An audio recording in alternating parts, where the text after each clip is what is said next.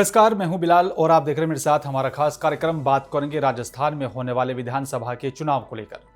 राजस्थान में इसी साल विधानसभा का चुनाव है, लिहाजा देश के दोनों ही बड़े राजनीतिक दल बीजेपी और कांग्रेस जनता को गारंटी पर गारंटी देने के दावे कर रहे हैं। एक तरफ राज्य के मुख्यमंत्री अशोक गहलोत राज्य सरकार की योजनाओं का आम जन तक लाभ गारंटी से पहुंचाने के लिए पिछले 3 महीने से महंगाई राहत कैंप लगाकर जनता को समझाने की कोशिश कर रहे हैं और इसी कैंपों के जरिए यहां पर 10 योजनाओं का लाभ दिए जाने की भी गारंटी दी जा रही है। और अब प्रधानमंत्री नरेंद्र मोदी ने भी केंद्र सरकार की तरफ से देश के किसानों और गरीब को दी जाने वाली सुविधाओं को असली गारंटी बताया है। अब सवाल यह है कि असली गारंटी जो दी जा रही है वो जनता पर कितना असर डालेगी।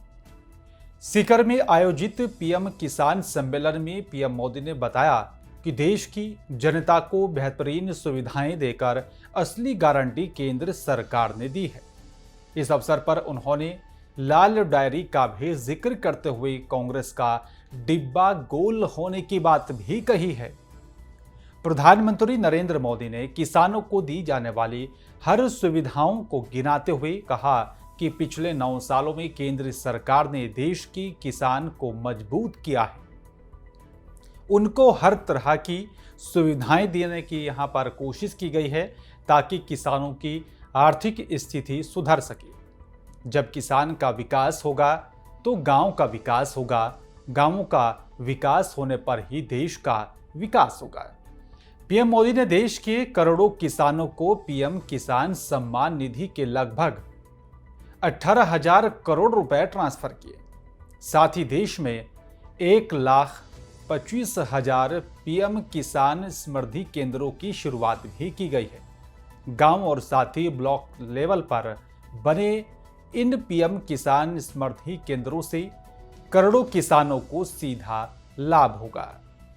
और इसी तरह से 1,500 से भी ज़्यादा एफपीओ के लिए यहाँ पर किसानों के लिए ओपन नेटवर्क और साथ ही डिजिटल कॉमर्स यानी कि ओएनडीसी का भी लोकार्पण किया गया है।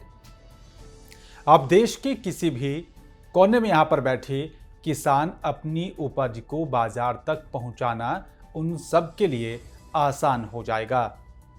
पीएम नरेंद्र मोदी ने कहा कि पहले कोरोना की बड़ी भयंकर महामारी आई थी और उसके बाद रूस और साथ ही यूक्रेन का भी युद्ध हो गया और इसके कारण बाजार में बहुत बड़ी उथल पुथल भी यहाँ पर देखने को मिली है।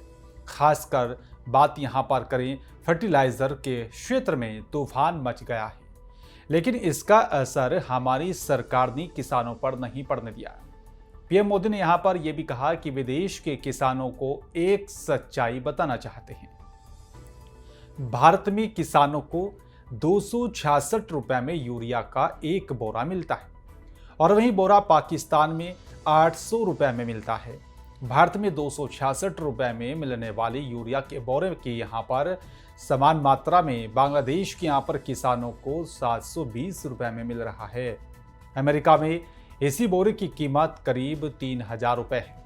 ये सच्चाई है कि यहाँ पर देश जानता है कि यहाँ पर यही मोदी की गारंटी है। पीएम मोदी ने यहाँ पर कहा कि एक समय था जब देश की यहाँ पर एक बड़ी आबादी स्वास्थ्य सेवाओं में यहाँ पर वंचित थी। करोड़ों लोग हमेशा किस्मत के भरोसे अपना जीवन दांव पर लगा लेते थे और ये मान लिया गया था कि यहाँ पर अच्छे अस्पताल तो दिल्ली, जयपुर या फिर बड़े शहरों में ही खुल सकते हैं। पीएम मोदी ने कहा कि यहाँ पर हमने इस स्थिति को भी बदल दिया है। आज देश के हर हिस्से में यहाँ पर नए एम्स खुल रहे हैं, नए मेडिकल कॉलेज खोले जा रहे हैं। हमारे इन प्रयासों का परिणाम है कि देश में मेडिकल कॉलेजों की संख्या बढ़कर 700 के पार हो गई है। 8-9 साल पहले राजस्थान में भी केवल 10 मेडिकल कॉलेज थे। आज राजस्थान में भी यहाँ पर मेडिकल कॉलेजों की संख्या 35 हो गई है। इससे अपने यहाँ पर जिले के आसपास अच्छे इलाज की सुविधा तो मिल रही है, साथ ही यहाँ पर इन मेडिकल कॉलेजों में पढ़ाई करके बड़ी संख्या में डॉक्टर्स निकलेंगे। ये डॉक्टर छोटे गांवों और साथ ही कस्बों में बेहतर स्वास्थ्य व्यवस्था का आधार बनेंगे। इलाज के लिए अब लोगों को यहाँ पर जयपुर और दिल्ली के चक्कर नहीं काटने होंगे। अब गरीबों का बेटा ही और बेटी इन मेडिकल कॉलेजों में यहाँ पर पढ़कर डॉक्टर भी बन पाएंगे। हमारी सरकार ने मेडिकल की पढ़ाई को भी यहाँ मातृभाषा में पढ़ाई कराने का भी रास्ता बना दिया है। अब इस तरीके से यहाँ पर प्रधानमंत्री नरेंद्र मोदी ने केंद्र सरकार की उन तमाम योजनाओं का जिक्र करते हुए कहा कि जनता के विकास के लिए लगातार हमारी सरकार काम कर रही है। और दूसरी तरफ बात अगर राज्य सरकार की जाए, यानी कि अशोक गहलोत की बात की जाए, तो लगातार राज्य सरकार भी जनता को गारंटी देने का वादा कर रहे हैं। अब सवाल ये उठता है कि आखिरकार जनता को अपने पाले में लाने में कौन कामयाब होगा? जनता का समर्थन यहां पर किस पार्टी को मिलेगा? जनता किस पर भरोसा करेगी? आपको क्या लगता है? आप हमें कमेंट बॉक्स में कमेंट करके बता सकते हैं। साथ ही हमारे चैनल को लाइक, शेयर और सब्सक्राइब करना ना भूलें। धन्यवाद।